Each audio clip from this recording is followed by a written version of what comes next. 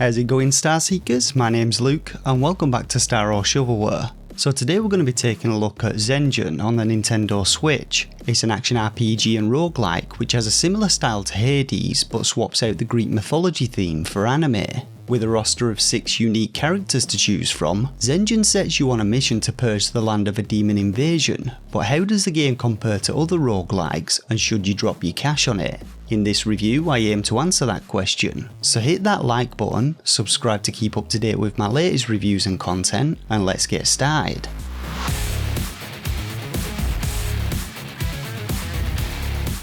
So Zengeon comes to us from Chinese developer and publisher 2P Games, and it's been ported from PC to Switch, where it's available for £16.99 on the UK eShop and $19.99 on the US eShop. Now the story with this one is a little obscure and there's really very little mentioned about it beyond the cool animated intro that plays when you start the game and a couple of short text based segments at the start and end of runs. To summarise it though, you play as students from a celestial academy who are responsible for protecting the blessed land from something called the Dark Emptyness. During a lunar eclipse, the seal holding back the dark forces gets broken, which leads to demons invading the realm, and now it's up to you to stop them and repair the seal.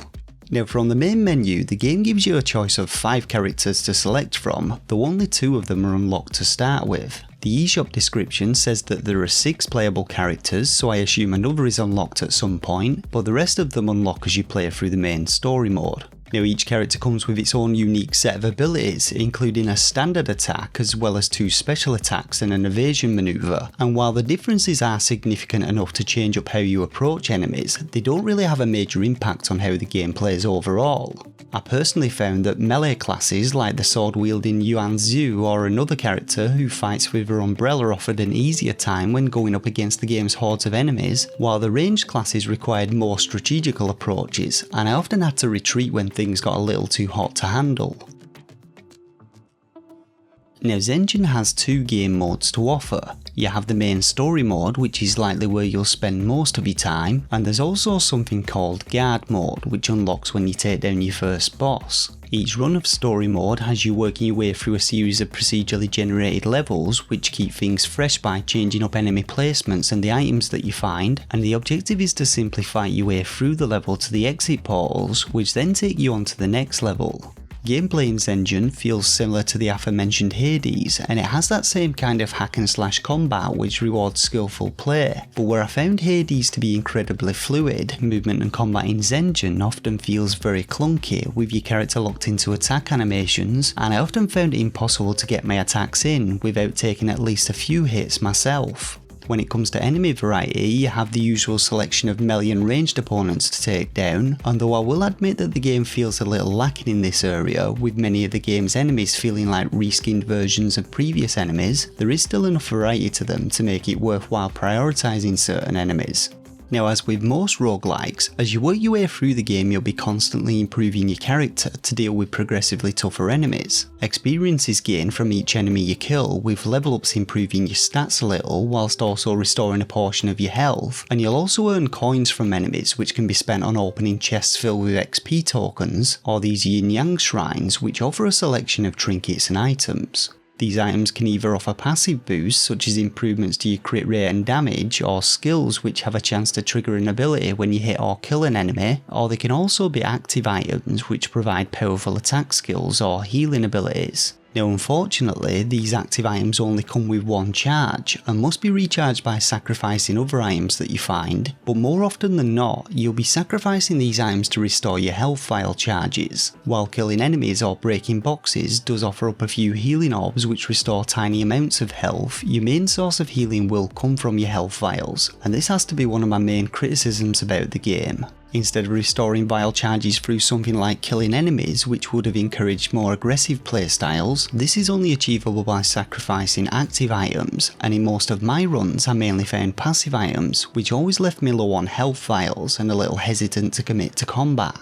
Now overall, I found gameplay in Zengeon to be pretty enjoyable, but the clunky controls and combat really don't make things easy, especially in the first couple of levels. Now once you've got a few items under your belt, things do get a bit easier, but it still only takes one wrong move or mistimed dodge to have your entire health bar drained in an instant. When it comes to the game's bosses, which you face every few levels, they're all pretty simple in terms of their attack rotations, and while they do offer a reasonable challenge, I still found fighting my way through levels to be the most difficult aspect about Zengeon. It's also worth noting that the game does include an online co-op mode, but the multiplayer system in the game is very unintuitive, requiring you to set a flag in game, and I wasn't actually able to find any games to join, nor did I ever have another player join my game.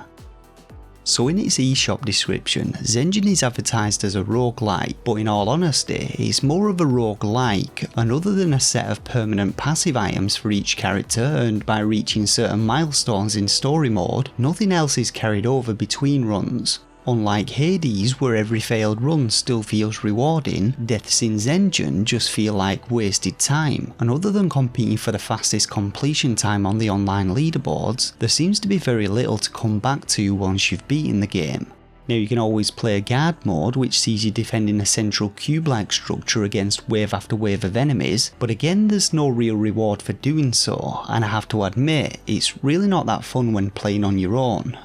In all though, Zengeon isn't a bad game, it just doesn't feel very rewarding, and if you've played Hades and come to this expecting a similar level of polish, you'll likely just come away feeling a little disappointed. With the price tag of Hades only being a $5 or more, it's also pretty hard for me to recommend buying this game unless you can get it in a deep sale, but in all honesty, Hades drops down to about 18 quid every few months, so I really just advise waiting and grabbing that when you can.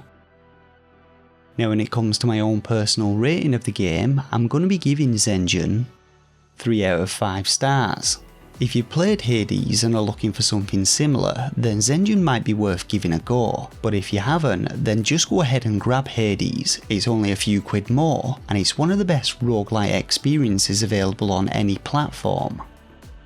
And so that just about wraps up this review of Zengeon on the Nintendo Switch. Make sure to hit that like button if you enjoyed it or if it helped you out. Let me know your thoughts and opinions on the game in the description box below, and if you enjoy this type of content, then consider subscribing to the channel. For now though, I just want to thank you all once again for watching, and until next time, take care of yourselves and game on.